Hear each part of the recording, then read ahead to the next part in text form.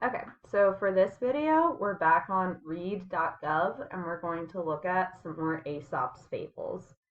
This time, we're going to look for the Aesop's fables that have nature involved. So think trees, ocean, sky.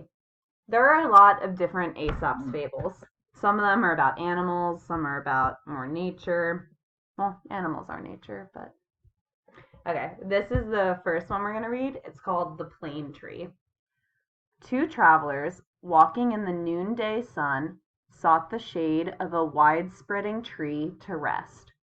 As they lay looking up amongst the pleasant leaves, they saw it was a plane tree. "How useless is the plane," said one of them. "It bears no fruit whatsoever, and only serves to litter the ground with leaves." "Ungrateful creatures," said a voice from the plane tree. "You lie here in my cooling shade, and yet you say I am useless. Thus, ungratefully, O Jupiter, do men receive their blessings. Our best blessings are often the least appreciated." So what does that mean to you? Our best blessings are often the least appreciated. You can pause the video. I'll give you a second. To me, that means that we should enjoy the little things in life, like a cup of coffee in the morning or watching the sunset. It's the little things that really make life good, make life fun and nice. Okay, feel free to comment differently if you disagree. Yeah, but our best blessings are often the least appreciated. Another thing, like along those lines, is you don't know what you have until it's gone. So we don't notice the small good things in our life until they're missing, and then we realize, oh, I should have appreciated that more in the moment. Okay, so now let's go back and find another one.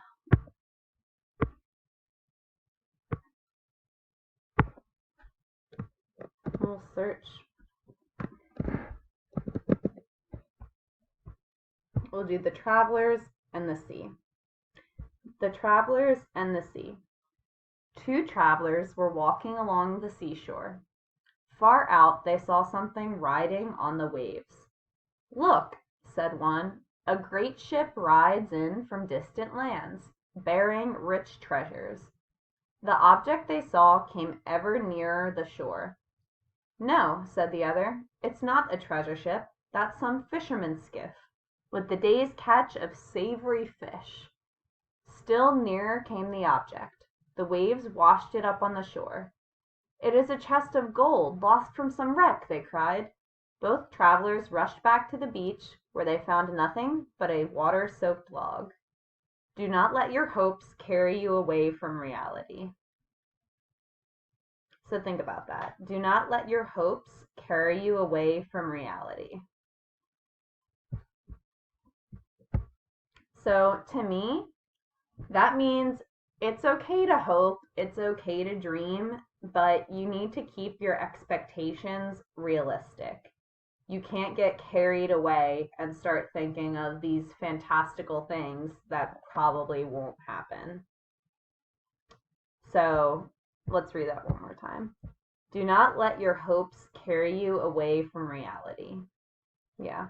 Don't let your dreaming and thoughts of the future become unrealistic. Dreaming is amazing, but if you're going to have a big idea, you should have a plan to get there. But these travelers, they were just so imaginative. What could it be out there? What could it be out there? That they thought it could be treasure, but then when it wasn't, they were disappointed. Whereas if they had kept their expectations normal, what's out there? Maybe it's a log or a piece of wood. That way, when it came to shore and they saw it, they would have either been okay with it. Oh, we thought it was wood. It's wood. Or if it was something better, they would have been pleasantly surprised. So to me, this is about having realistic expectations. If you disagree, feel free to comment down below. Okay, let's look for one more story. Let's see if we can find a story about a mountain. Let me look for a mountain. No mountain. Okay. Let's see, what else? We could do star. No stories about stars. What about river? Not driver. Oh, no river. Really? Grass? It's grasshopper. What about flower? Wow. Okay, what other nature words? Rock? Not frock. Rock. No rock. Sun? The north wind and the sun, we did in another video. Huh, this shouldn't be as hard as it is. Ooh, I see the lark. Do we know what a lark is? So a lark is a type of bird. And the reason I know a lark is a type of bird is because there's this rhyme or a song. It goes, hark, a lark is flying through the park. So a lark is a bird. Hark, a lark is flying through the park. Okay, sorry. So this one's a little bit longer, so why don't we get started? The lark and her young ones. A lark is a bird. A lark made her nest in a field of young wheat. As the days passed, the wheat stalks grew tall, and the young birds too grew in strength. Then, one day, when the ripe golden grain waved in the breeze, the farmer and his son came to the field. "This wheat is now ready for reaping," said the farmer. "We must call in our neighbors and friends to help us harvest." The young larks in their nest close by were much frightened, for they knew they would be in great danger if they did not leave the nest before the reapers came. When the mother lark returned with food for them, they told her what they had heard. "Do not be frightened, children," said Mother Lark.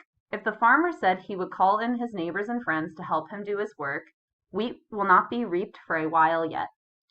A few days later, the wheat was so ripe that when the wind shook its stalks, a hail of wheat grains came rustling down on the young larks' heads.